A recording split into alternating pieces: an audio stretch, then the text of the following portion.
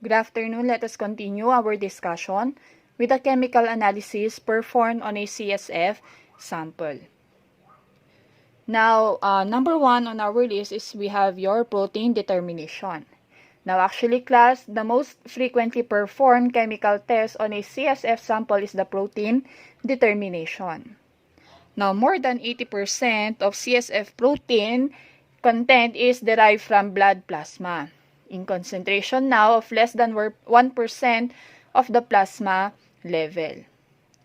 Now, although normal CSF protein, or rather, a normal CSF sample contains a very small amount of protein, the normal values for total CSF protein are usually listed as 15 to 45 milligrams per deciliter. But take note that these values are somewhat method dependent. Okay, so depende yan sa method na gagamitin natin when it comes to determination of your protein. And aside from this one, a higher values of CSF protein are usually found among the adults or rather mga old ages, mga matatanda, the elderly, and among the newborns. Okay, yung mga elderlies natin, usually mga more than 60 years old yung mga yan, ang kanilang normal CSF protein is listed as 60 milligrams per deciliter. Okay, so a 60 milligrams per deciliter of CSF protein is considered as normal value for the elderly. Now, for the newborns naman, their normal CSF protein is usually approximately 75 to 150 milligrams per deciliter. Now, diagnosis of neurologic disorders associated with an abnormal CSF protein, it often requires measurement of these individual protein fractions. Okay? So, ano-ano yung mga protein fractions natin that is normally seen in a CSF sample. Number one on our list is we have your albumin. Albumin being the highest or being the major protein of this CSF sample. Okay, so pag tinanong ko, what is the major protein of a CSF sample? Albumin pa din. Okay, given that they have the highest concentration. Then next to albumin, we have your transthyretin, also known as your prealbumin. Now, prealbumin is now the second major protein on a CSF sample. Okay.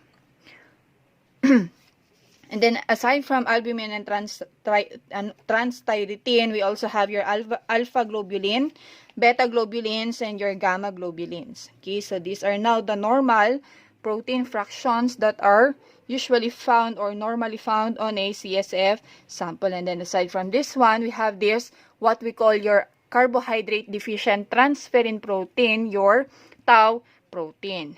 Now, tau protein class is actually a unique to CSF only, meaning sa CSF sample mo lang siya makikita. So this tau protein, we can actually make use of it as an indicator if our sample is really a CSF sample. Kasi bakit?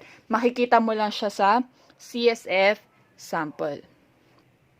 Now, these are now the normal protein fractions of the CSF sample. Now, ano naman yung mga protein fractions natin that are absent in a CSF sample? Okay, so number one, we have your fibrinogen. Ito yung mga wala class. Okay, absent sa CSF natin. Number one, we have your fibrinogen. And then another, we have your beta lipoprotein.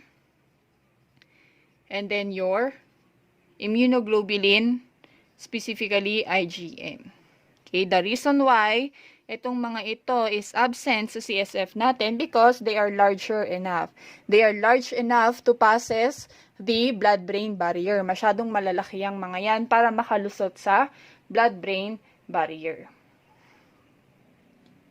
Now, these proteins class, itong mga ito, they usually appear in the CSF as a result of damage to the integrity of the blood-brain barrier. Okay, so ito. Now, these protein fractions, they are proportional Ulitin ko class, yung sinasabi ko kanina, yung protein na sinasabi ko that usually appears in the CSF as a result of damage to the integrity of the blood-brain barrier is these ones. Okay? So, kapag nakakita ka ng, let's say, IgM or fibrinogen, ibig sabihin, nagkaroon na ng leakage. Okay? Leakage in the blood-brain barrier. Now, these protein fractions, they are proportional to those in plasma. Okay, with albumin present in a highest concentration. Again, siya ang pinakamataas when it comes to their concentration. Now, diseases including multiple sclerosis, okay, tanggalin lang natin to. Now, diseases including multiple sclerosis that may stimulate the immunocompetent cells in the CNS may show a higher proportion of IgG. So again, ano ang essence nito class? Ano ang importance ng measurement of these individual protein fractions? Okay, so actually, makakatulong yan when it comes to diagnosis of neurologic disorders. For example, your multiple sclerosis. Paano natin malalaman na merong multiple sclerosis? We can actually make use of the measuring your measurement of your IgG.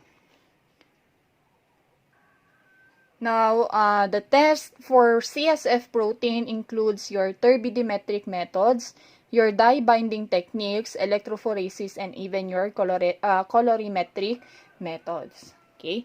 So, unahin lang natin si turbidimetric method. Turbidimetric methods class is actually the most commonly used kasi yan ang actually, it is the most popular method because they are simple and rapid, and they do not require special instrumentation. Again, I repeat, they are the most popular method because they are simple and rapid, and they do not require special instrumentation. Now, turbidimetric methods, it is commonly based on trichloroacetic acid reaction. Okay? Pwede din tayo gumamit ng SSA. Ito yung mga reagents nating class. Your TCA, sulfosalicylic acid, and even your sodium sulfate precipitation. Now, your TCA class, ginagamit yan when it comes to determination of albumin and globulins. While on the other hand naman, your SSA, it is usually used for the determination of albumin. Now, this method, they are, again, they are simple and rapid, as I said a while ago, but they are temperature sensitive. Okay? Again, class, do not forget, these methods, your turbidimetric methods, they are highly sensitive to temperature. And ano pa ang disadvantage niyan? They require much larger specimen volume. Okay? It requires larger amount of sample, usually 0.5 ml. Okay, 0.5 ml of sample ang kailangan mong gamitin if you are going to make use of turbidimetric methods. Okay, 0.5 ml class, masyado nang marami yan for a CSF sample. Now, a false protein elevation may be observed using the TCA method in the presence of high levels of methotrexate. Again, a false protein elevation may be observed using the TCA method in the presence of high levels of methotrexate. Now, take note class, an important notes to remember na lang. Okay, we have this what we call your benzethonium chloride and your benzalkonium chloride. Now, itong dalawang to class, they have been used as precipitating agents in automated methods and micro methods. Okay, so we have your benzethonium chloride and your benzalkonium chloride. So, pag tinanong ko, what are the two most commonly used precipitating agent used in a, let's say, automated methods, mga ganyan, do not forget these two reagents. And then next, we have your dye binding techniques. Okay, now this method class, it uses your dyes like your, ano ba yung mga ginagamit dito? Your Kumasi Brilliant Blue. Okay, your Kumasi Brilliant Blue. Okay, specifically G250. And aside from this one, your Kumasi Brilliant Blue, gumagamit din tayo ng Ponshu S. And the modified burette method. Okay, the modified burette method.